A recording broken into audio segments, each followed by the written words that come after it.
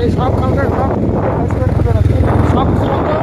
সব কিছু মতো আমরা এখন যাচ্ছি। আর আমরা এখন নতুন সূর্য উঠছে আমাদের আজকে 130 সরকারের পতন হলো আজকে।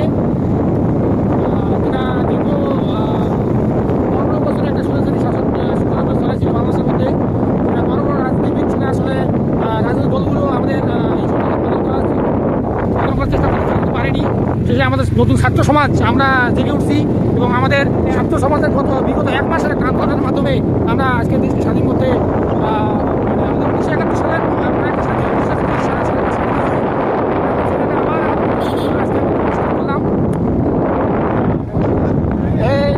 আমাদের সবাই এখানে আগুন চলছে সব কিছুই। এই যে আমাদের সংগ্রামী ভাইরা। ও আচ্ছা মানুষের মধ্যে একটা বিশাল ক্ষোভ, সেই ক্ষোভটা আসলে মানুষ এখন প্রকাশ করতেছে। আসলে এই ক্ষোভটা থাকা স্বাভাবিক, কারণ দীর্ঘ 15 বছর একটা স্বৈরাচারমূলক শাসনে থাকতে একটা মানুষ অতিষ্ঠ হয়ে গেছে। ওরা চাচ্ছে না যে ওদের ফেসগুলো আসুক, বুঝছিস? এখানে সমস্যা নেই তো, আমরা সেফটি ভিডিও করছি, সমস্যা নেই।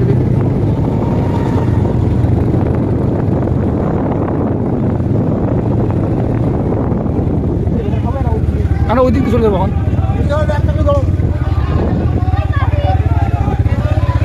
আমাদের একটা বিজয় মিছিল চলতেছে, বিজয় মিছিল। আমাদের স্টুডেন্টের পাওয়ার দেখতে হবে আসলে, স্টুডেন্টরা যে জাগ্রত হলে যে কতটা ইয়া হয়।